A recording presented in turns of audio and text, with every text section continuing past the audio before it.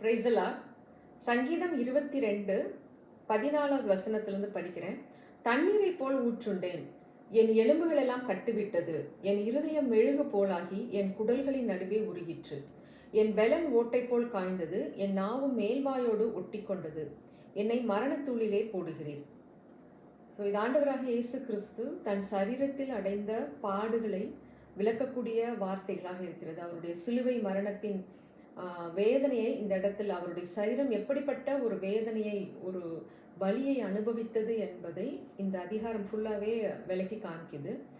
So இன்னொரு வசனம் படிக்கிறேன். இதை எதற்காக செய்தார் அப்படின்றத பார்க்கும் பொழுது ரோமர் 8:2-3 படிக்கிறேன். கிறிஸ்து இயேசுவினாலே ஜீவனுடைய ஆவியின் பிரமாணம் என்னை பாவம் மரணம் என்பவைகளின் பிரமாணத்திலிருந்து விடுதலையாக்கிற்றேன். அது எப்படியெனில், மாம்சத்தினாலே பலவீனமாயிருந்த நியாயப்பிரமாணம் செய்யக்கூடாததை தேவனே செய்யும்படிக்கு தம்முடைய குமாரனை பாவ மாம்சத்தின் சாயலாகவும் பாவத்தை போக்கும் பலியாகவும் அனுப்பி மாம்சத்திலே பாவத்தை ஆக்கினைக்குள்ளாக தீர்த்தார். ஸோ ஆண்டவராக இயேசு கிறிஸ்துவோடைய சிலுவை மரணமும் உயிர்த்தெழுதும் மனிதனுடைய ஆவியை மற்றும் விடுதலையாக்கவில்லை, அவனுடைய சரீரத்திலும் அங்கு விடுதலையை கொடுத்திருக்கிறார். ஸோ தேவன் மாம்சத்தில் வெளிப்பட்டு அவர் நம்மளை பிள்ளைகள் என்று சொன்னதுனால பிள்ளைகளைப் போல மாம்சத்தோடும் இரத்தத்தோடும் இந்த உலகத்திற்கு இறங்கி வந்தாராம். ஏன் அப்படின்னா, அவருடைய மாம்ச சரீரத்தில் அடைந்த மரணத்தினாலே மரணத்தின் அதிகாரியான பிசாசை அழித்து நம்மை மரண பயத்திலிருந்து விடுதலை கொடுத்து மரணத்தை பரிகரித்து ஜீவனையும் அழியாமையும் நமக்கு வெளியரங்கமாக்கி இருக்கிறார். ஸோ இந்த இடத்துல நியாயப்பிரமாணம் செய்ய முடியாததை தேவனே செய்யும்படி அவர் தன் குமாரனை அனுப்பினார். அந்த பாவத்தை எங்க தீர்த்தார்னா, மாம்சத்திலே பாவத்தை ஆக்கினைக்குள்ளாக தீர்த்தார். அப்ப இந்த சங்கீதம் 22 அவர் சரீரம் பட்ட பாடுகளை விலக்கி காண்பதன் நோக்கம் என்ன அப்படின்னா, நம்மளுடைய சரீரத்திலும் அந்த விடுதலையை கொடுப்பதற்காக அவருடைய சரீரம் அங்கு கிழிக்கப்பட்டது, உடைக்கப்பட்டது. அந்த அதிகாரத்தை படிச்சு பார்க்கும் பொழுது அதுக்கு முன்னாடி வசனம் சொல்லுது, அநேக காளைகள் என்னை சூழ்ந்து கொண்டது, பாசான் தேசத்து பலத்த எருதுகள் என்னை வளைந்து கொண்டது. சிங்கத்தை போல் தங்கள் வாயை திறக்கிறனா, அந்த சரீரம் ஒரு எருது, ஒரு காளை, ஒரு சிங்கம் இத்தனையும் சேர்ந்து அந்த சரீரத்தை அடித்து நொறுக்கி இருக்கும் என்றால் அவர் எப்படிப்பட்ட பாடுகளுக்குள்ளாய் வலிகளுக்குள்ளாய் கடந்து சென்றிருப்பார். நாம் ஏன் அதை உற்று பார்க்க வேண்டும்? அதை ஏன் நாம் சிந்திக்க வேண்டும்? இன்றைக்கு மனிதனை ஒரு பயங்கரமான ஒரு பயத்திற்குள்ள பிசாசு கொண்டு சென்று, மரண பயம். முக்கியமாக பார்த்தீங்கன்னா, இந்த கேன்சர் என்ற ஒரு மிகப்பெரிய ஒரு கொடூரமான ஒரு வியாதி மனிதனை இந்த உலகத்திலே ஒரு நரக வாழ்க்கையை அனுபவிக்க செய்து கொண்டிருக்கிறது. நம்மை சுற்றி இருக்கிறவர்களுடைய வாழ்க்கையில் அதை பார்க்குறோம். ஒரு குடும்பத்தில் ஒருத்தவங்களுக்கு கேன்சர் அப்படின்ட்டா அந்த குடும்பமே கதி கலங்கி போகிறது. ஸோ ஒரு மனிதனுக்கு கேன்சர் என்ற வியாதி வந்துருச்சு அப்படின்னா அவங்க மனசில் பயம், நிம்மதி இல்லை. ஒரு பயத்துக்குள்ளே போய் அவங்க ஒரு டிப்ரெஷனுக்குள்ள, ஒரு வித குழப்பத்துக்குள்ள, ஒரு பயத்துக்குள்ள அந்த குடும்பமே போகிறத பார்க்க முடியுது. ரெண்டாவது, பண விரயம். ஏகப்பட்ட பணத்தை அந்த வியாதிக்காக, அந்த ட்ரீட்மெண்ட்டுக்காக செலவு பண்ணுறாங்க. ஸோ இந்த பணம் செலவு பண்ணுவதோடு மாத்திரமல்ல, அந்த சரீரம், இந்த கேன்சர் அப்படின்னு கேள்விப்பட்ட உடனே அதற்கப்புறம் அவங்க ட்ரீட்மெண்ட்ன்ற பேரில் அவங்க எடுக்கிற விஷயங்கள் எல்லாமே அந்த சரீரத்தை ஒரு நரக வேதனைக்குள் கொண்டு செல்கிறது. பல வலிகளை வேதனைகளை அவங்க அனுபவிக்கிறாங்க. மனசுலையும் வேதனை, சரீரத்திலையும் வேதனை. ஆனால் இந்த பாவத்தை நிமித்தம் வந்த இந்த மரணத்தின் வியாதியை இயேசு சிலுவையில் அவருடைய சரீரத்தில் சுமந்து தீர்த்தார். அப்போ இன்றைக்கு ஏன் நாம் இதை நம்ம சரீரத்தில் அனுபவிக்கிறோம் அப்படின்னு பார்க்குறப்ப, என் ஜனங்கள் அறிவில்லாமையால் சங்காரமாகிறார்கள். ஸோ இந்த நாட்களில் அதிகமான ஒரு பயத்திற்குள்ள கொண்டு போய் குடும்பத்தில் இருக்கிற ஒவ்வொருவரையும் ஒரு வித வேதனைக்குள்ள கொண்டு போகிற இந்த பிசாசை நாம் அவருடைய வார்த்தையின் வெளிச்சத்தில், அவர் சிலுவையில் நமக்கு கொடுத்த கிரயத்தினால், அந்த இரத்தத்தினால் நாம் அதை மேற்கொள்ள முடியும். ஸோ இந்த வார்த்தைகளை படிக்கும் பொழுது, அவர் பெலனெல்லாம் ஓட்டை போல் காய்ந்தது, என் நாவு மேல்வாயோடு ஒட்டி கொண்டது. ஏன் அவருடைய சரீரம் இப்படிப்பட்ட பாடுகளுக்குள்ளாய் கடந்து செல்லணும்? அதை நான் உற்று பார்க்கும் பொழுது, நம்முடைய சரீரமானது அவர் தங்கும் ஆலயமாய் இருக்கும்படியாக நம்முடைய சரீரத்தை அங்கு பரிசுத்தமாக்கி இருக்கிறார். இந்த சரீரத்திற்குள் இந்த வலிகளையும் வேதனைகளையும் கொடுக்கிற எந்த வியாதிகளும் நமக்குள் வருவதற்கு எந்த அதிகாரமும் இல்லை. ஏன்னால் நம்முடைய இடத்தை அவர் எடுத்துக்கொண்டார், நம் சார்பில் அவர் பலியானார். பாவத்தை அவருடைய மாம்சத்திலே ஆக்கினைக்குள்ளாக தீர்த்து விட்டார். அப்ப நம்மளுடைய சரீரத்துல இந்த வியாதிகள் வேதனைப்படுத்த வேண்டிய அவசியமே இல்லை. இதை நாம் அறிந்து கொள்ளும் பொழுது, ஆழமாய் புரிந்து கொள்ளும் பொழுது, நம்மளுடைய சரீரமானது அவர் தங்குகிற ஆலயமாய் மாறுகிறது. அப்பொழுது நம் சரீரத்தினாலும் நாம் அவரை மகிமைப்படுத்துகிறோம். ஸோ எப்படிப்பட்ட ஒரு மேலான இரக்கத்தை, கிருபையை அவர் செய்து முடித்திருந்தும் நாம் இன்றும் பலவித வியாதிகளுக்குள்ளும் வேதனைகளுக்குள்ளும் கடந்து சென்று போராடி புலம்பிக் கொண்டிருப்பது அவருடைய விருப்பமே அல்லாது அவருடைய இருதயத்தை துக்கப்படுத்துவதாகத்தான் இருக்கிறது. அப்ப அவருடைய நம்முடைய மீறுதலுக்காக அடிக்கப்பட்டு, நம்முடைய அக்கிரமங்களுக்காக நொறுக்கப்பட்டார். நமக்கு சமாதானத்தை உண்டு பண்ணும் ஆக்கினை வந்தது. அவருடைய தழும்புகளால் நாம் சுகமானோம்.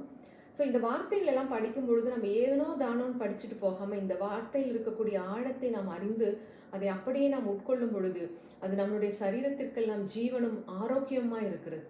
எத்தனை நல்ல தகப்பன் பாருங்க. இந்த உலகத்திற்கு இறங்கி நம்மளுடைய சரீரத்திலும் ஆவியிலும் ஆத்துமாவிலும் அவர் விடுதலை கொடுத்திருக்கிறார். நம்மளுடைய ஆவியும் ஆத்துமா மட்டும் முக்கியமல்ல, சரீரமும் முக்கியமாக இருக்கிறது. எப்படி பிதா, குமாரன், பரிசுத்தாவி அவங்க 3 பேரும் சேர்ந்து ஒரு பரிபூரண ஒரு திரியேக குடும்பத்தை உருவாக்கி இருக்கிறாங்களோ, ஒரு மனிதன் என்பவன் ஆவி, ஆத்துமா, சரீரம் 3ம் உடையவன். அது 3மே சுகமா இருக்கணும். ஸோ சரீரம் தேவையில்லை அப்படின்னு நினைக்கிறது ரொம்ப இன்றைக்கு தவறான ஒரு விஷயமா இருக்கிறது. அப்போ நம்மளுடைய சரீரத்தினாலும் அவரை மகிமைப்படுத்த வேண்டுமென்று தான் அவர் இத்தனை பெரிய ஒரு விலைக்கரைத்தை நமக்காக கொடுத்திருக்கிறார். ஸோ வசனம் சொல்கிறது, கிரயத்து கொள்ளப்பட்ட நாம் நம்முடைய சரீரத்தினாலும் ஆவியினாலும் அவரை மகிமைப்படுத்த வேண்டும் என்று சொல்லப்பட்டிருக்கிறது. அப்போ நம்மளுடைய சரீரத்திற்குள்ள கிறிஸ்துவானவர் மகிமையின் நம்பிக்கையாக நமக்குள்ளதான் இருக்கிறார். ஸோ நம்மளுடைய சரீரத்தில் மகிமை வெளிப்படும்படியாக நமக்குள் கிறிஸ்து இருக்கிறார். நமக்குள் ஊற்றப்பட்ட அந்த பரிசுத்தாவின் வல்லமையினால் நமக்குள் இருக்கும் கிறிஸ்துவை ஆழமாய் அதிகமாய் நாம் அறிந்து கொள்ளும் பொழுது நிச்சயமாக நாம் அந்த தெய்வீக சுகத்தை பெற்று நம்மளுடைய சரீரத்திலும் நாம் அவரை மகிமைப்படுத்த முடியும்.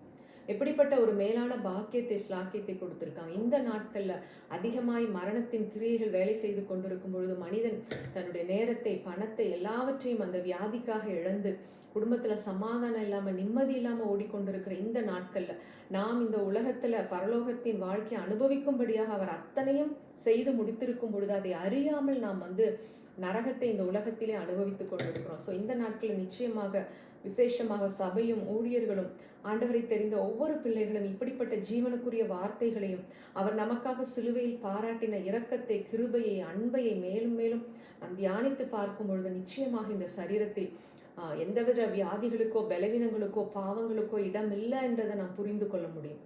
ஸோ இப்படிப்பட்ட ஒரு பெரிய விலைக்கரைத்தை கொடுத்தும் அந்த கிரயத்திற்கேற்ற வாழ்க்கையை நாம் வாழாமல் இருப்பது எத்தனை பரிதாபம் பாருங்க. ஸோ என் ஜனங்கள் அறிவில்லாமையால் சங்காரமாகிறார்கள் அப்படின்னா, அவர் நமக்கு கொடுத்திருக்கிற ஒரு விடுதலையை பற்றி அறிவு இல்லாம நாம் எப்படிப்பட்ட ஒரு வாழ்க்கைக்கு அழைக்கப்பட்டிருக்கிறோம் என்ற அந்த உணர்வு இல்லாம வாழ்றதுனால தான் நாம் இப்படிப்பட்ட பெரிய வியாதிகளுக்குள்ளும் போராட்டங்களுக்குள்ளும் மனிதன் கடந்து செல்கிறான் என்பதை தான் இந்த வார்த்தைகள் நமக்கு வெளிப்படுத்தி காண்பிக்கிறது. ஸோ அந்த சிலுவை, அதனாலதான் அப்போஸ்தலனாகிய பவுல் சொல்றார், எந்த மனிதனையும் கிறிஸ்துவுக்குள் தேறினவனாக மாற்ற நாங்கள் அவரையே பிரசங்கிக்கிறோம். இப்ப சிலுவையில் அறையப்பட்ட இயேசு கிறிஸ்துவை தவிர நீங்கள் வேறு ஒன்றையும் அறியாதிருக்க நான் தீர்மானித்தேன் அப்படின்றார்.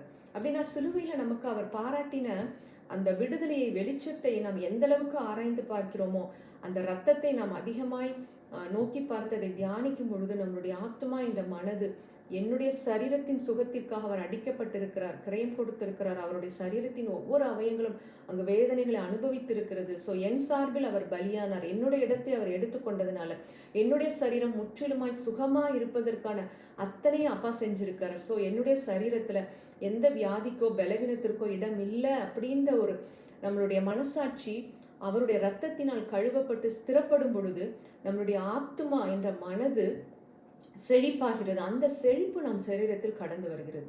ஸோ இன்றைக்கு நாம் அதிகமாய் பேச வேண்டியது, யோசிக்க வேண்டியது, தியானிக்க வேண்டியது எல்லாமே சிலுவையில் அறையப்பட்ட இயேசு கிறிஸ்து, ஃபினிஷ்டு ஒர்க் ஆஃப் கிரைஸ்ட், அவர் நமக்காக எல்லாவற்றையும் செய்து முடித்து ஆயத்தப்படுத்தி இருக்கிறதை நாம் தொடர்ந்து பேசவும், அதை தியானிக்கவும், அதை நாம் யோசிக்க அழைக்கப்பட்டிருக்கிறோம்.